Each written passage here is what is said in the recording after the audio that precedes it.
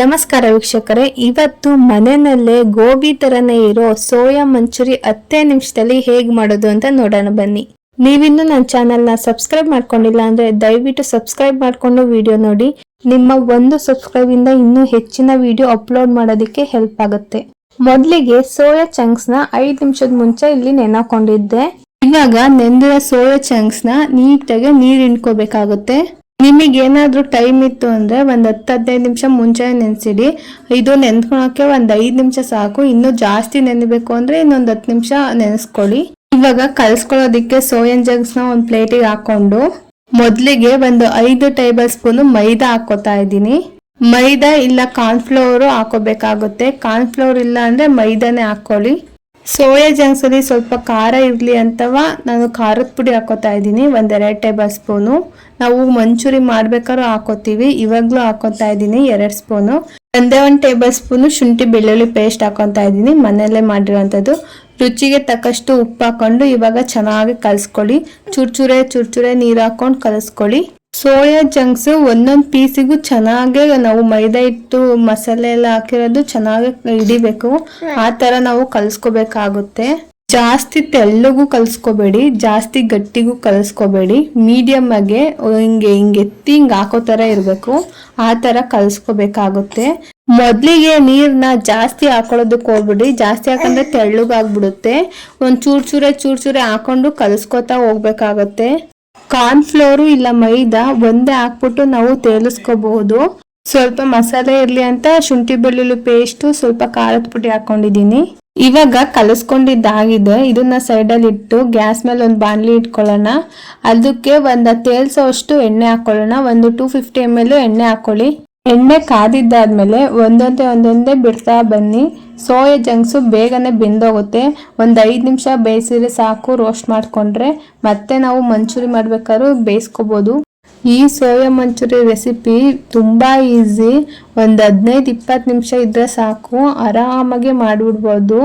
ಈ ತರ ಹೊರಗಡೆ ಹೋಗಿ ತಿನ್ನೋದ್ಕಿಂತ ಮಕ್ಕಳು ಹೇಗೋ ಸಮ್ಮರ್ ಹಾಲಿಡೇಸ್ಗೆ ಮನೆಯಲ್ಲೇ ಇರ್ತಾರೆ, ಅವ್ರಿಗೆ ಈ ಥರ ಚೆನ್ನಾಗಿರೋದು ವೆರೈಟಿ ಆಗಿರೋಂಥವೆಲ್ಲ ಮಾಡಿಕೊಟ್ರೆ ಅವರು ಹೊರಗಡೆ ತಿಂಡಿ ಕೇಳಲ್ಲ. ಮನೇಲಿರೋ ನೀವು ಮಾಡಿರೋ ತಿಂಡಿನೇ ತಿಂತಾರೆ. ನಾವು ಮನೆಯಲ್ಲೇ ಹೊರಗಡೆ ಮಾಡೋ ತಿಂಡಿನ ಹೆಲ್ತಿಯಾಗಿ ಮಾಡ್ಕೊಂಡು ತಿನ್ಬೋದು. ಆ ಥರ ನಾವು ಕಲಿಬೇಕು ಅಷ್ಟೇ. ಯಾರಿಗೆ ತಾನೇ ಜಂಕ್ ಫುಡ್ ಇಷ್ಟ ಆಗೋದಿಲ್ಲ ಹೇಳಿ? ಎಲ್ಲರಿಗೂ ಇಷ್ಟ ಆಗುತ್ತೆ. ಅದನ್ನೇ ಏನಾರು ಆಲ್ಟರ್ನೇಟ್ ಮಾಡಿ ಹೆಲ್ತಿಯಾಗಿ ಮಾಡ್ಕೊಂಡು ತಿನ್ನಬೇಕು. ಅದರಲ್ಲಿ ಈ ರೆಸಿಪಿನ ಒಂದು. ಇವಾಗ ನೋಡಿ ಸೋಯಾ ಚಂಕ್ಸು ಚೆನ್ನಾಗಿ ರೋಸ್ಟ್ ಆಗಿದೆ. ಇಷ್ಟ ಆದರೆ ಸಾಕು. ಇವಾಗ ಎತ್ಕೊಬಿಡೋಣ ಒಂದು ಪ್ಲೇಟಿಗೆ. ಇನ್ನು ಮಿಕ್ಕಿರೋ ಸೋಯಾ ಚಂಕ್ಸ್ನ ಹಾಕ್ಬಿಟ್ಟು ಇದೇ ಥರ ನಾವು ಬೇಯಿಸ್ಬೇಕಾಗುತ್ತೆ. ನಾವು ಸೋಯಾ ಚಂಕ್ಸ್ನ ನೆನಾಕಿರ್ತೀವಿ ನೋಡಿ, ಆ ನೀರಿನ ಅಂಶ ಎಲ್ಲ ಬಿಟ್ಕೋಬೇಕು, ಗರ್ಗರಿಯಾಗಿರ್ಬೇಕು. ಆ ರೀತಿ ನಾವು ತೇಲಿಸ್ಕೊಂಡ್ರೆ ಸಾಕಾಗುತ್ತೆ. ನೋಡಿ ಯಾವ ಕಲರ್ ಬಂದಿದೆ ಅಂತ, ಬ್ರೌನ್ ಕಲರ್ ಬಂದಿದೆ. ಇಷ್ಟು ತೇಲಿಸ್ಕೊಳ್ಳಿ ಸಾಕಾಗುತ್ತೆ. ಇವಾಗ ಪ್ಲೇಟಿಗೆ ಒಂದು ಸೈಡಿಗೆ ಎತ್ತಿಟ್ಕೊಂಡ್ಬಿಡೋಣ. ಅದೇ ಬಾಣಲಿಲಿ ಆಯಿಲು ತೆಗೆದಿಟ್ಕೊಂಡಿದ್ದೀನಿ. ಒಂದು 2 ಸ್ಪೂನ್ ಅಷ್ಟು ಆಯಿಲ್ನ ಬಾಣಲಿಲೇ ಬಿಟ್ಕೊಂಡು ಅದಕ್ಕೆ 1 ಟೇಬಲ್ ಸ್ಪೂನು ಜೀರಿಗೆ ಹಾಕೋತಾ ಇದ್ದೀನಿ. ಜೀರಿಗೆ ಸ್ವಲ್ಪ ಕೆಂಪುಗಾದ್ಮೇಲೆ ಒಂದೇ 1 ಸ್ಪೂನು ಶುಂಠಿ ಬೆಳ್ಳುಳ್ಳಿ ಪೇಸ್ಟ್ ಹಾಕೋತಾ ಇದ್ದೀನಿ. ಇವಾಗ ಚೆನ್ನಾಗಿ ಎಣ್ಣೆಯಲ್ಲಿ ಮಿಕ್ಸ್ ಮಾಡ್ಕೊಳ್ಳೋಣ ಶುಂಠಿ ಬೆಳ್ಳುಳ್ಳಿ ಪೇಸ್ಟ್ನ. ಇವಾಗ ಅದ್ರ ಹಿಂದೆನೆಯ ಆನಿಯನ್ ಹಾಕೋತಾ ಇದ್ದೀನಿ. ಸಣ್ಣ ಕಟ್ ಮಾಡ್ಕೊಂಡಿದ್ದೀನಿ ಅರ್ಧನ. ಇನ್ನರ್ಧನ ರೌಂಡ್ ಶೇಪಲ್ಲಿ ಕಟ್ ಮಾಡ್ಕೊಂಡಿದ್ದೀನಿ. ಆ ಥರ ಕಟ್ ಮಾಡ್ಕೊಂಡ್ರೆ ಚೆನ್ನಾಗಿ ಕಾಣುತ್ತೆ ಡಿಸೈನ್ ಆಗಿ ಅಂತ ಅಷ್ಟೇ. ಇವಾಗ ಸ್ವಲ್ಪ ಕರ್ಬೇವಿನ ಸೊಪ್ಪು ಹಾಕೋತಾ ಇದ್ದೀನಿ. ಚೆನ್ನಾಗಿ ಈಗ ಫ್ರೈ ಮಾಡ್ಕೊಳ್ಳಿ. ಅದು ಹಸಿ ಸ್ಮೆಲ್ಲೆಲ್ಲ ಹೋಗ್ಬೇಕು. ಹಸಿ ಸ್ಮೆಲ್ ಹೋದ್ರೆ ಸಾಕು. ಈರುಳ್ಳಿಲು ಶುಂಠಿ ಬೆಳ್ಳುಳ್ಳಿ ಪೇಸ್ಟ್ ಅಲ್ಲುವೆ 1-2 ಟೇಬಲ್ ಸ್ಪೂನ್ ಅಷ್ಟು ಮೈದಾ ಹಿಟ್ಟನ್ನ ನೀರಲ್ಲಿ ಸ್ವಲ್ಪ ಕದ್ರುಕೊಳ್ಳಿ. ಅದು ಮಿಕ್ಸ್ ಮಾಡ್ಕೊಂಡು ಹಾಕೋತಾ ಇದ್ದೀನಿ. ಅದು ಪೇಸ್ಟ್ ತರ ಚೆನ್ನಾಗಾಗುತ್ತೆ. ಗೋಬಿಗೆಲ್ಲ ಚೆನ್ನಾಗಿ ಮಸಾಲ ಇಟ್ಕೋಬೇಕು, ಆ ಥರ ಆಗಬೇಕು. ಇವಾಗ ಸ್ಪೈಸಸ್ಗಳನ್ನ ಹಾಕ್ಕೊಳ್ಳೋಣ.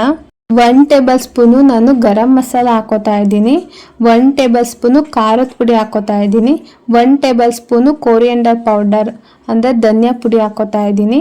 ನಾನು ಮೈದಾ ಹಿಟ್ಟು ಹಾಕೊಂಡಿರೋದು ಸ್ವಲ್ಪ ಗಟ್ಟಿಯಾಗಿತ್ತು, ಅದಕ್ಕೋಸ್ಕರ ಒಂದು ಮೀಡಿಯಂ ಲೋಟದಲ್ಲಿ ನೀರು ಹಾಕೋತಾ ಇದ್ದೀನಿ. ನೋಡಿ ಈ ಥರ ಮಸಾಲ ಗ್ರೇವಿ ಆಗಬೇಕು.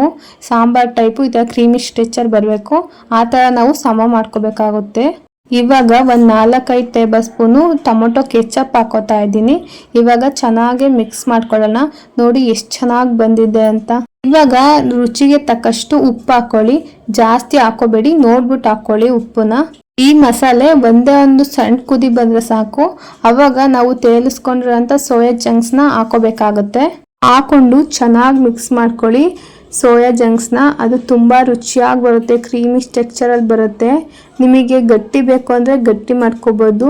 ಈ ಥರ ಕ್ರೀಮಿ ಥರ ಬೇಕು, ಮೇಲೆ ತೆಳ್ಳಗಿರಬೇಕು ಅಂದರೆ ಈ ಥರ ಇನ್ನೊಂದು ಸ್ವಲ್ಪ ನೀರು ಹಾಕ್ಕೊಳ್ಳಿ, ಆ್ಯಡ್ ಮಾಡ್ಕೊಳ್ಳಿ, ಇನ್ನೂ ತುಂಬ ಚೆನ್ನಾಗಿರುತ್ತೆ. ನಾನು ರೌಂಡು ಕಟ್ ಮಾಡ್ಕೊಂಡ್ರೆ ಅಂತ ಆನಿಯನ್ ಹಾಕ್ಕೋತಾ ಇದ್ದೀನಿ. ನೀವು ಹೆಂಗೆ ಬೇಕಾದ್ರೂ ಕಟ್ ಮಾಡ್ಕೋಬೋದು. ನಾನು ಸ್ವಲ್ಪ ಡಿಸೈನಾಗಿ ಕಾಣಲಿ ಅಂತ ರೌಂಡು ಕಟ್ ಮಾಡ್ಕೊಂಡಿದ್ದೀನಿ. ನೋಡಿ ಇಷ್ಟೇ, 15 ನಿಮಿಷದಲ್ಲಿ ಸೋಯಾ ಜಂಕ್ಸ್ ಗೋಬಿ ರೆಡಿನೇ ಆಗೋಯ್ತು. ನೀವು ಈ ರೆಸಿಪಿನ ನಿಮ್ಮ ಮನೆಯಲ್ಲಿ ಟ್ರೈ ಮಾಡಿ ಅಂತ ಹೇಳ್ತಾ ಈ ವಿಡಿಯೋನ ಇಲ್ಲಿಗೆ ಮುಗಿಸ್ತಾ ಇದ್ದೀನಿ. ಈ ವಿಡಿಯೋ ಇಷ್ಟ ಆದರೆ ಲೈಕ್ ಮಾಡಿ, ಶೇರ್ ಮಾಡಿ, ನನ್ನ ಚಾನಲ್ನ ಸಬ್ಸ್ಕ್ರೈಬ್ ಮಾಡ್ಕೊಳ್ಳಿ. ಇದೇ ಥರ ರೆಸಿಪೀಸ್ಗೆ ನನ್ನ ಚಾನಲ್ನ ಫಾಲೋ ಮಾಡ್ತಾ ಇರಿ. ನಿಮಗೆ ಯಾವ ರೆಸಿಪಿ ಬೇಕು ಅಂತ ಕಮೆಂಟ್ ಮಾಡಿ. Thank you.